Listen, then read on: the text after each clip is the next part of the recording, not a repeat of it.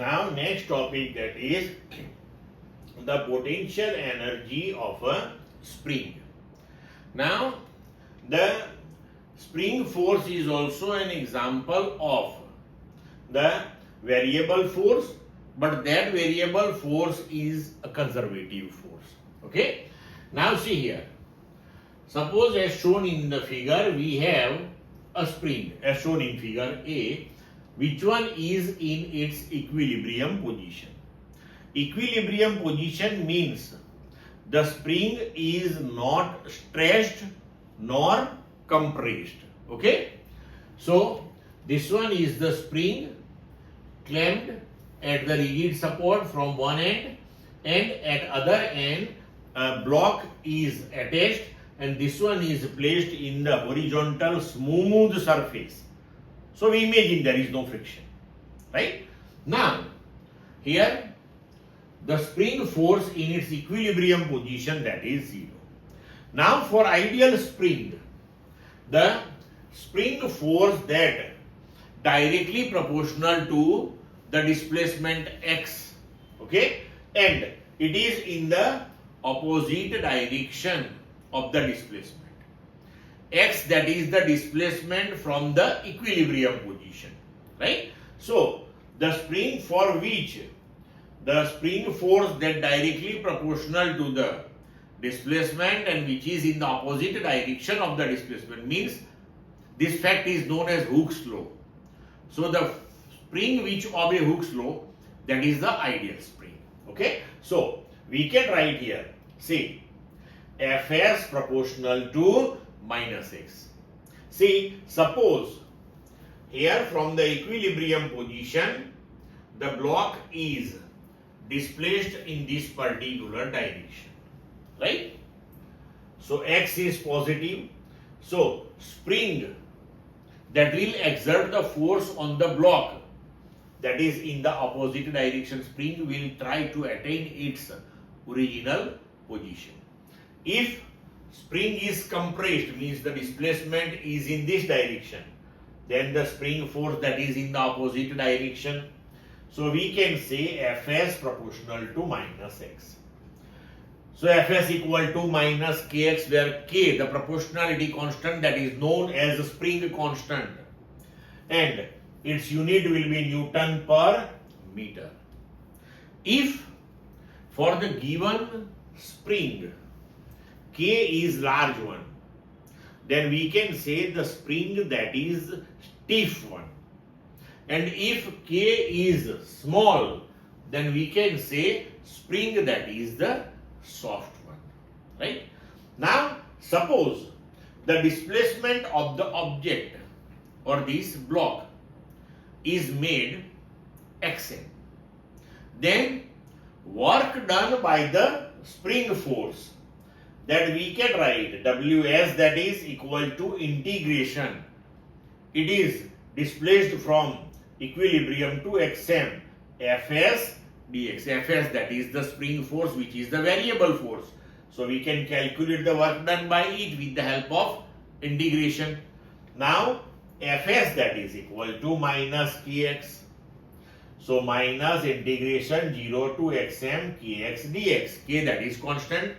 So we can write the integration minus k for x, that is x square by 2, 0 to xm. If we substitute the limits, then we can write that is equal to minus k xm square by 2.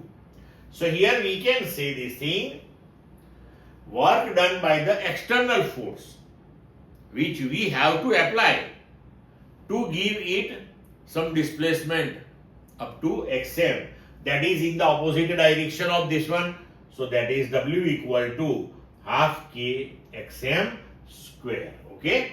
Now if we draw the graph of spring force versus displacement, then graph will be as shown in the figure. So if we find out the area of the graph enclosed with positive x-axis, then it will give you the work done by the spring. Clear? Now if the block is moved from initial position xi to final position xf, then work done by the spring force, that we can write Ws equal to minus integration xi to xf kx. So we can write that is equal to, now let's write one more step here. So this is equal to, that we can write minus k into x square by 2 xi to xf. So we can write that is equal to minus k by 2 into xf square minus xi square. Now if we take this minus k by 2 inside the bracket, then this minus will be plus.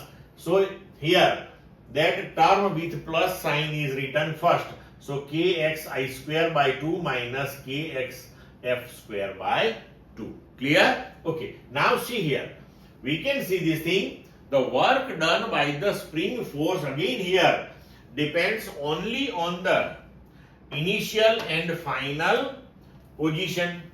It does not depend on the path through which the block is moved from initial to final. So we can say the spring force, that is the conservative force. Initially we mentioned it. Spring force, that is the conservative force. Here we proved it. Yes, it is a conservative force, right? Now, another characteristic of the conservative force is there. Let's derive it. So, potential energy, whatever the work is done by the external force, will be stored in it in the form of potential energy. So here this particular potential energy, which one is stored in the spring, that is known as elastic potential energy, and that is equal to kx square by 2. Suppose here we take differentiation of this one with respect to x. So dv by dx, that is d by dx of kx square by 2. So k is constant one.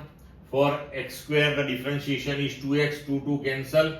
So this is equal to kx. Now if we apply negative sign on both the side, then minus dv by dx, that is minus kx, but that is equal to spring force.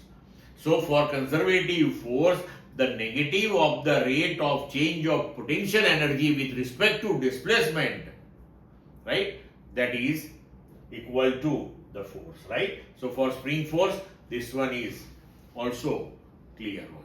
Clear? Now here this much portion give you the spring force, that is the conservative force. Now let's think about the total energy of the spring and how the change in energies takes place here. Okay? Suppose the block of mass m is extended or compressed by xm, means it is displaced by plus or minus xm, and then it is released from the rest position. Okay?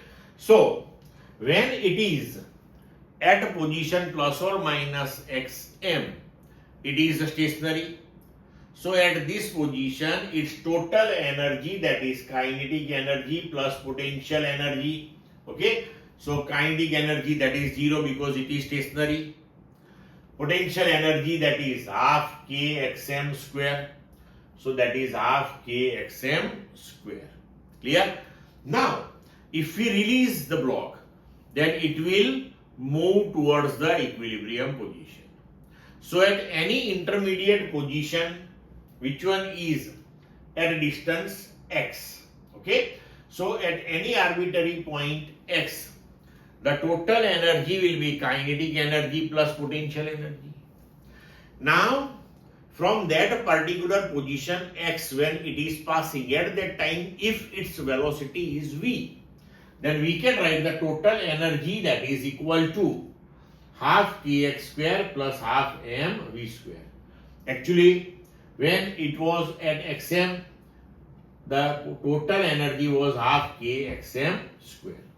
So now here we can say when it passes through the equilibrium position, means x equal to 0. So at that time the potential energy will be 0. So the entire potential energy is converted into kinetic energy. So the velocity of the block when it passes through the equilibrium position, that will be the maximum one, and its total kinetic energy will be equal to total mechanical energy. See, so we can write half mvm square, that is equal to half k xm square. This one is for equilibrium position. So we can write the equation of the maximum speed, that is under root, see here half cancel, and we can make Vm as a subject of equation. So Vm equal to under root k by m xm. Okay. Now here if we draw the graph of energy versus position of the block, then total energy that remains constant one, right? So we can say total energy, that is this straight line graph, for any position it remains constant one. Okay. Now see here, at maximum extension, if you take either this one or this one, right? See, the potential energy that is maximum one, either on this extreme or on this extreme. Clear? And here, if you release it from this one, it will move towards the equilibrium. So potential energy decreases, kinetic energy increases. But at any instant, total energy remains constant one. When it passes through the equilibrium position 0, this position, here, at that time, see the kinetic energy, that is maximum one. Again, when it move on other side, potential energy increases, kinetic energy decreases. But at any instant, the total energy that remains constant as per these equations of total energy, potential energy and kinetic energy. Clear to all of you?